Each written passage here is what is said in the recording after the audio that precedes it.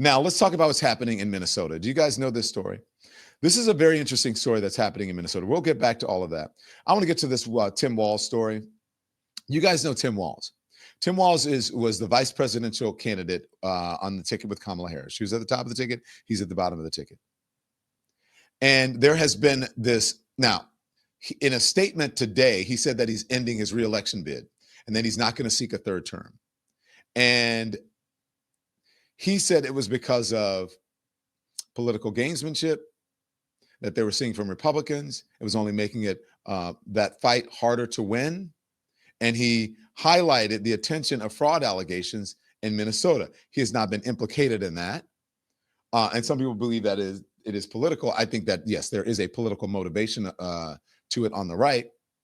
And so now he is stepping down. This is what he initially cited in part of his speech this morning. Watch.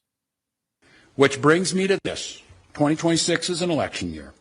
Election years have a way of ramping up the politics at a time when we simply can't afford more of that in Minnesota.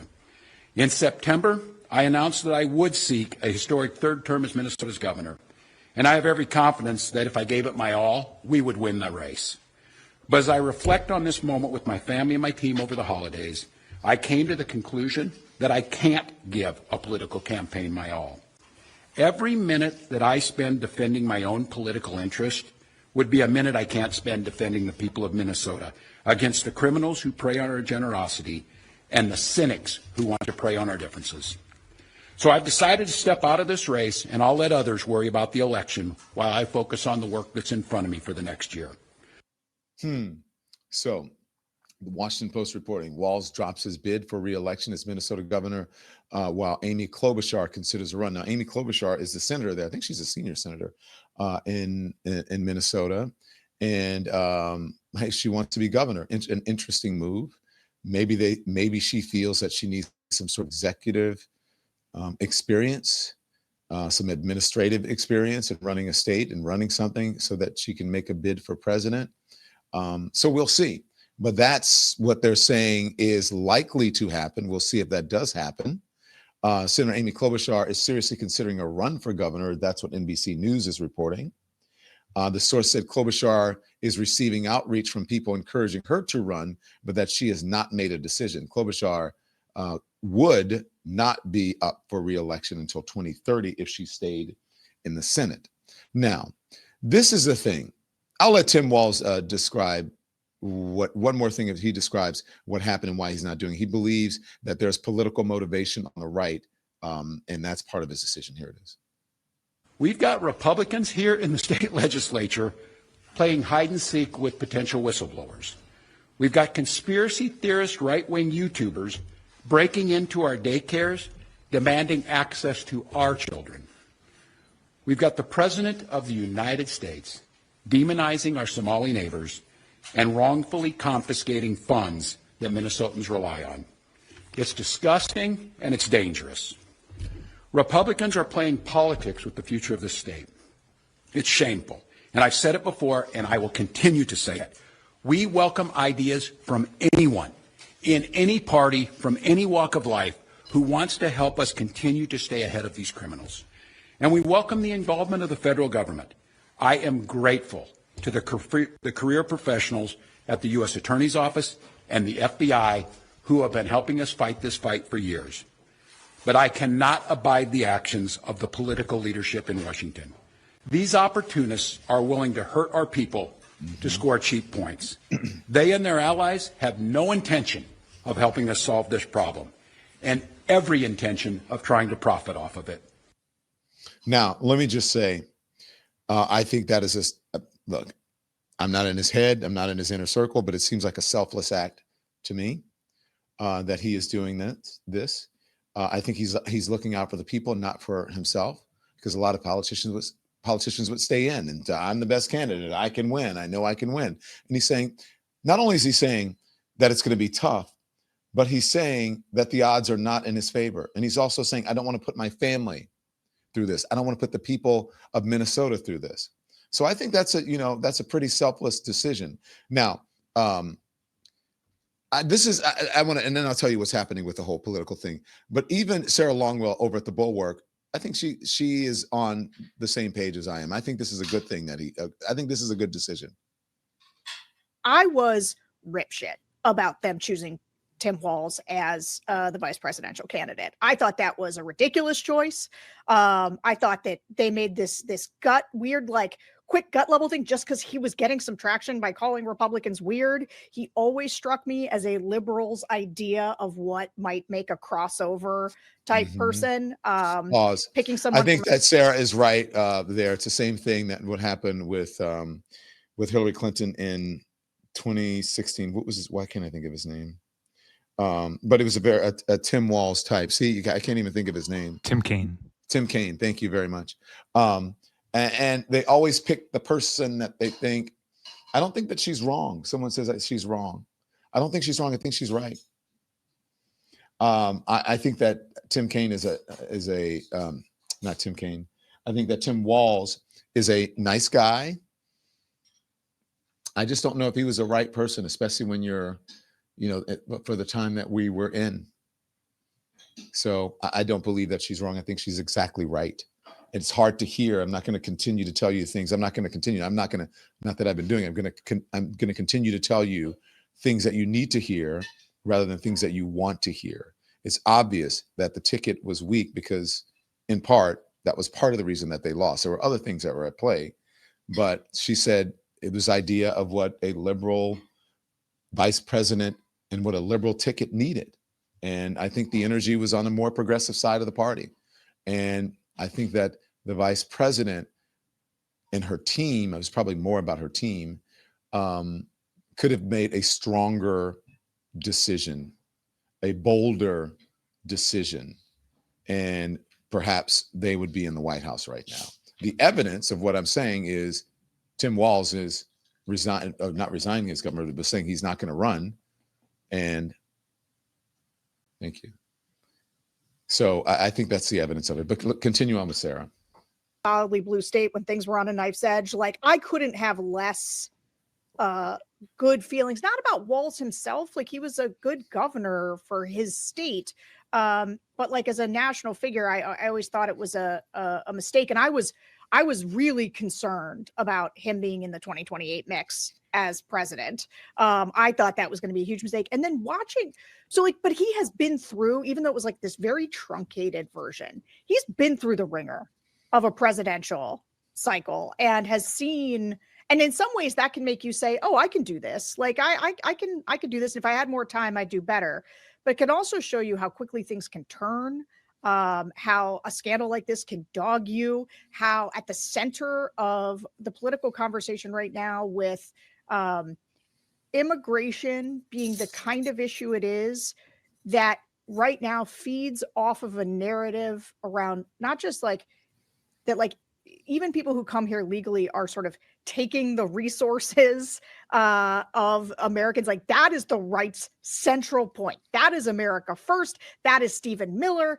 And like, he was going to end up right at the center of that. And you can't, there are ways you can be the big antagonist on that. You can fight back against that. You can't do it when you're sitting on top of a scandal this big. Yeah. And so to answer your question, I do think that Tim Walz had a close enough seat to the Joe Biden thing and to see how all of this impacted it, that he was uniquely positioned to say, you know what, I got to get out of the way. That he would be in a similar, he would be making a similar mistake if he were to try to fight through it. And so I very much commend this decision.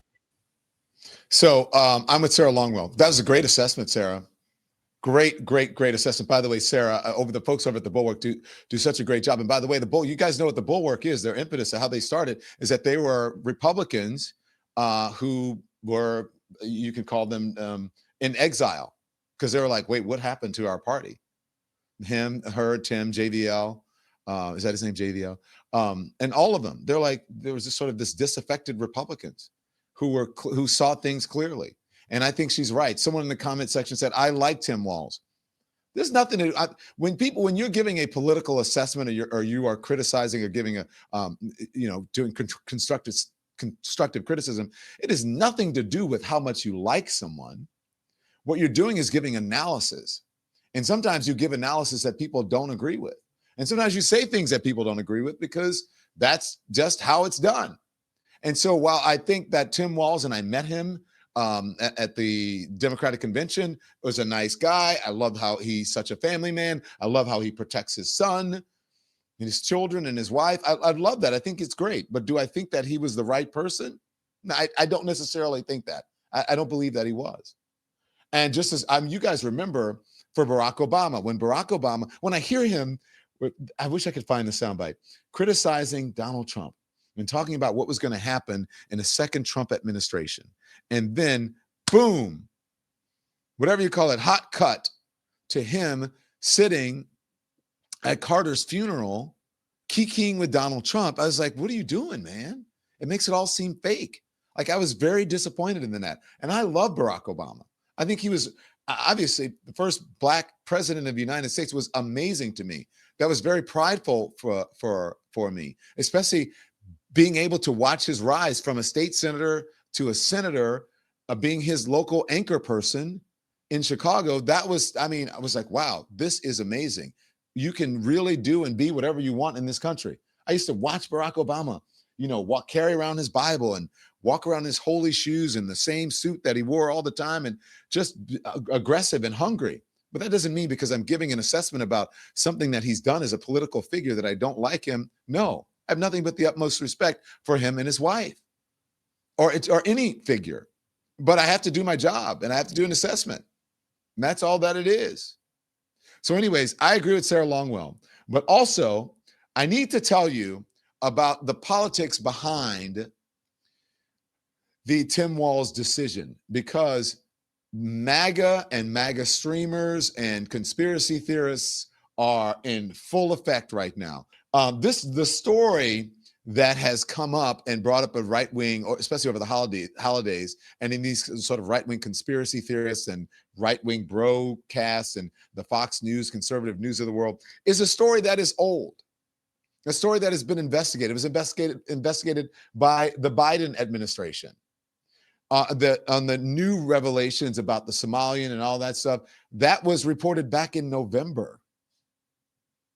But someone with a video camera, this right-wing influencer, was late last month, a video from this right-wing influencer, his name is Nick Shirley, went viral alleging fraud at child care facilities in Minnesota.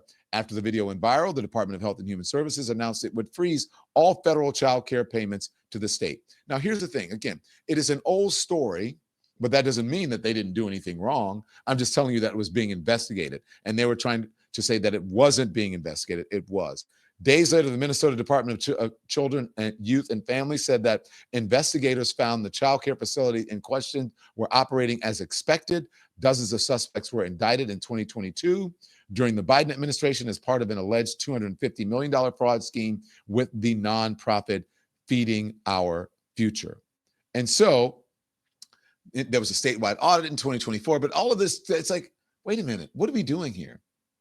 What are we doing here? Here's a CNN report that shows the right-wing influencer being confronted about his reporting. And again, if there's new revelations coming from this right-wing influencer, then great, so be it. But to pretend and frame this story as if it's a new story and mainstream media is not covering it or did not cover it, it's just bullshit. It is a lie. And by the way, Tim Walz has not been implicated in this at all. Did it happen on his watch? Yes, some of it did. But here we go. Watch this. We're from CNN. Can we talk to you? This is MAGA YouTuber Nick Shirley. Back at a daycare in Minnesota, he alleged was a fraudulent facility in a now viral video. People are going to say this is a left or right issue, but no, fraud is fraud. And so I'm not out here trying to put a twist on things. Shirley's viral video, released over the weekend, in which he says he's uncovering tens of millions of dollars in fraud at Minneapolis daycares run by the Somali community, was retweeted by Elon Musk and Vice President J.D. Vance.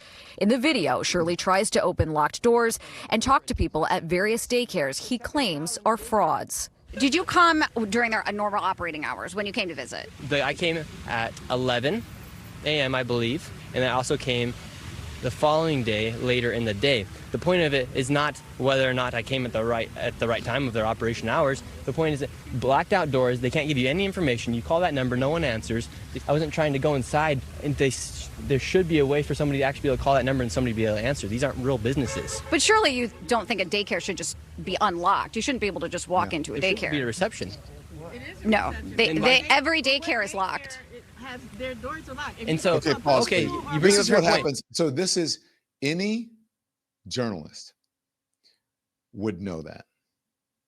Now, I'm not saying that this person isn't, did something wrong. Well, I guess they did in the reporting, but any journalist knows that if you go to a daycare center, the doors are going to be locked, and they should be locked in this environment. And so that is an important aspect of this. Another important aspect of it is, did you go during normal business hours, or did you go when the doors would be locked or no one would be there, or was it a holiday, or what was it? So all those things need to be talked about in the reporting. Now that is a danger of streaming and influencers, is because they don't have that training. They don't have that background. Keep going. Then but why can't they actually give me information how to enroll a child? Federal law enforcement has been investigating fraud in Minnesota for several years. Both Attorney General Pam Bondi and FBI Director Kash Patel said on social media they've indicted dozens of defendants. DHS has posted multiple videos of agents they say are conducting a massive fraud investigation. Do you think that federal law enforcement hasn't done enough? I mean, they would say, look, these fraud cases have been going on, but they've already done like 80 indictments. The cases have been going on, for years. And why did I show up one day in Minnesota and go to all these daycares, no children? They're receiving millions of dollars. We uncovered nearly $110 million in fraud in one day. How do you know that all the allegations that you're making are true? How do I know that they're true? Well, we showed you guys what was happening, and then you guys can go ahead and make your own analysis. We're coming so we can make our own analysis. Are you 100% sure you're true? Yeah, I am 100% sure I'm true. CNN is looking into Shirley's claims. Hi, my name's Whitney Wild. I'm a correspondent for CNN. We reached out to several of the daycares featured in the now viral video. Only one daycare facility answered and said they are a legitimate business. Have you seen the videos, purporting that some of these daycares don't have kids inside? Minnesota Republicans say despite the new focus from the Trump administration, they have been sounding the alarm on fraud for years. We have talked about fraud. We have gotten stories. We've tried to push this forward every way that we can. At the daycare where Shirley showed back up, a stream of children walk inside. You're saying that this is a fraudulent daycare. There's kids being dropped off right now. Yes, the Commissioner of Children literally said a week ago this place was closed. Did you know They're showing face right now. A viral video, disputed claims, and their full fallout remains to be seen. Okay. I don't know. I don't think I know that correspondent. I'm not sure she was there when I was there, but she did a great job. That was a really good job. That's what people should be doing, instead of like standing in front of buildings or in front of the White House or all that stuff. It's like, no, get out there, get into it. And so good job, Whitney Wild. Good job. You have to give credit where credit is due. Now, again, this story has been told before. This is not new. And fraud, statewide fraud, is nothing new. It happens in almost every single state. It happened in Mississippi. I think it happened in West Virginia. They're like all over. There was this one, I think it involved like a famous ball player. Wasn't long ago. This is our friend Katie Fang when she was on MSNBC reporting on a Mississippi welfare fraud. Nothing new. Let's get you caught up. Joe, these are the four main players in this scandal that you need to know about. On the far left is former Mississippi Governor Phil Bryant. He was the man in charge of the state of Mississippi when all of this went down. Now, next to him is John Davis, the state's former welfare agency director. Then next is Nancy New. She was the head of a nonprofit in Mississippi that worked with the state welfare agency. And then next to her is, of course, Brett Favre, former NFL quarterback and Mississippi native. They're all caught up in an alleged welfare fraud scheme that, to the Mississippi State Auditor, says involved the misuse of more than $70 million, earmarked to go to the state's poorest. The money was instead used for all kinds of non-welfare related payouts, like to a retired pro wrestler, a horse farm, and yes, to Brett Favre. Keep in mind, this is the same state that's capital city couldn't even deliver clean drinking water for months to its residents. And it ranks as the poorest state in the country, with nearly 20% of its residents living in poverty. That state auditor's report found that Favre took more than $1 million for speeches he never gave. Favre has since paid back that money, but the state says he still owes more than $200,000 in interest.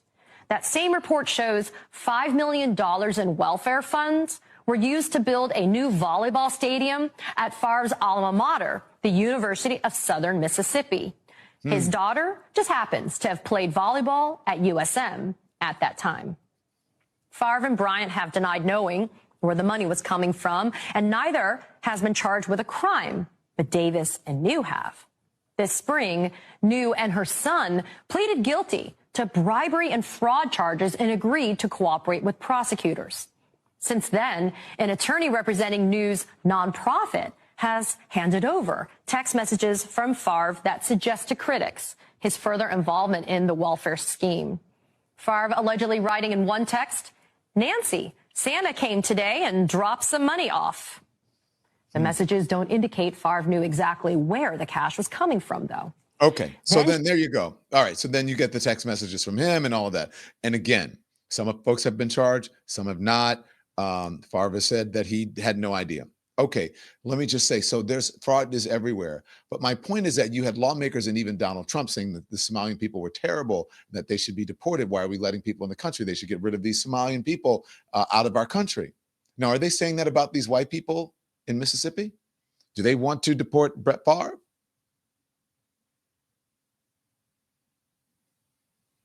I didn't stutter. I said it. Is that would you do you see anybody asking for that? That's the whole point about racism.